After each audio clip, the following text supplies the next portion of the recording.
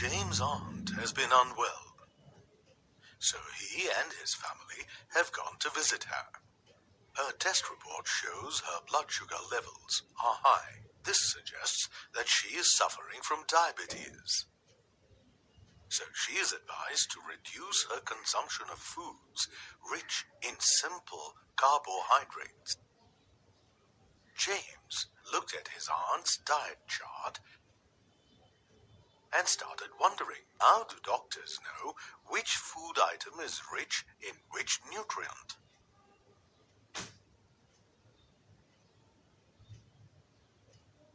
Scientists have devised very simple tests that can tell us what different nutrients are present in raw or cooked food items. Compared with other nutrients, it is easier to test for the presence of carbohydrates, fats, and proteins. To conduct these tests, you will need chemicals. While working with chemicals, you need to follow some safety rules. They are: wear safety goggles and gloves. Wear lab coat or apron to avoid damage to your clothing. Handle the chemicals very carefully to avoid spills. Never taste or eat any chemical, as it may be harmful to your body. Handle the glassware and heating instruments carefully.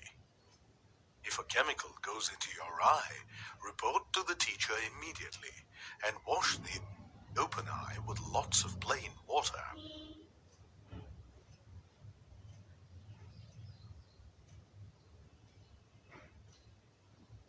There are two types of carbohydrates. Do you know what they are? They are sugar and starch.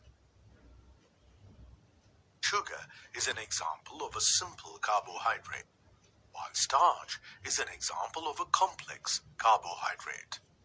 There are two separate tests to find the presence of sugar and starch in a foodstuff. We will begin with the test for sugar.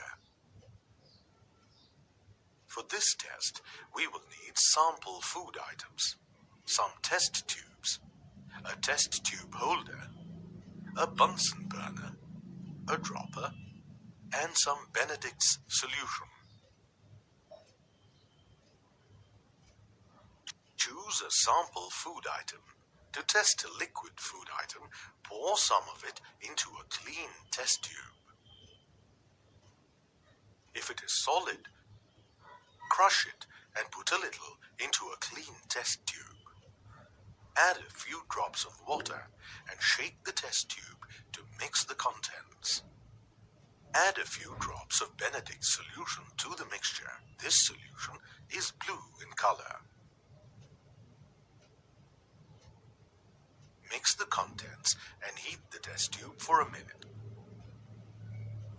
When you are heating the test tube, keep its mouth turned away from you. If the sample food item contains sugar, then the color of the mixture will change. If the sugar content is high, the solution will turn red. If the sugar content is medium, the color will change to yellow or orange. And for low sugar content, the color will be green. If there is no sugar in the sample food item, the solution will remain blue. Make a list of food items that will make the solution change color when tested for sugar. Share the list with your classmates.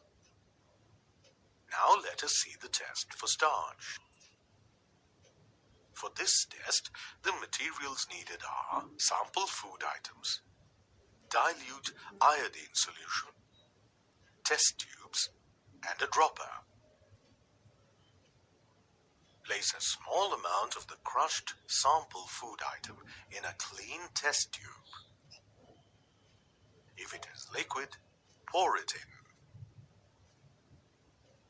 Add a few drops of dilute iodine solution to the test tube. If the food item turns blue-black, it contains starch. Which food items will change in color in the starch test? discussed the examples in your class.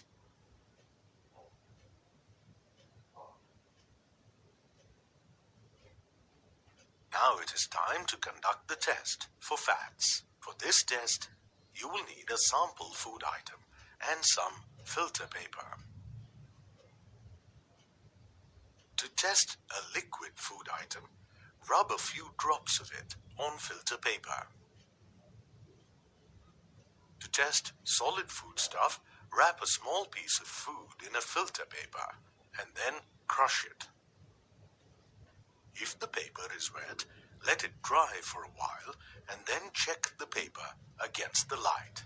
If there is an oily patch on the paper and you can see light faintly through it, the sample food contains fat. Which food items from this list will show a positive result on test for fats?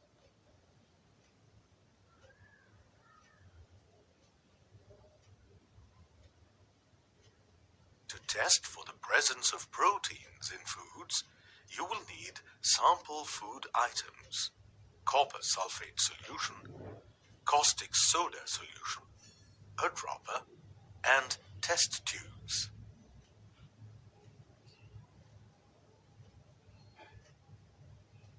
Add a small amount of solid